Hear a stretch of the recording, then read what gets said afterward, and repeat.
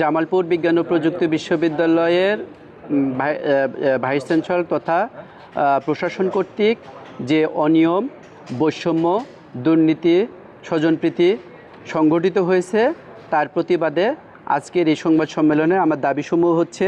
অবিলম্বে সকল বিতর্কিত নিয়োগ ও পদোন্নতি বাতিল করতে হবে, নিয়োগ ও পদোন্নয়ন নীতিমালা যথাযথ অনুসরণ নিশ্চিত করতে হবে, দুর্নীতিগ্রস্ত কর্মকর্তাদের বিরুদ্ধে বিভাগীয় তদন্ত ও আইনানুগ ব্যবস্থা নিতে হবে, বিশ্ববিদ্যালয়ে ভীতিমুক্ত কর্মপরিবেশ ও ন্যায় বিচার প্রতিষ্ঠা করতে হবে, ভিসি, প্রভিসি ও রেজিস্ট্রারকে পদত্যাগ করতে হবে। এই দাবি আমাদের জাতির কাছে তথা শিক্ষামন্ত্রী, মাননীয় প্রধানমন্ত্রী ও মহামান্য রাষ্ট্রপতির কাছে এই দাবিটি আমাদের শিক্ষক কর্মকর্তা দের পক্ষ থেকে এই দাবিটি করেছে এবং আজকের এই দাবিতে আমাদের সচেতন ছাত্র সমাজও আমাদের সঙ্গে আছে, তারাও এই দাবির সাথে সম্মতি জ্ঞাপন করেছেন। আমি ভরসা রাখি হিরন স্মার্ট ওয়াটার পিউরিফায়ারে।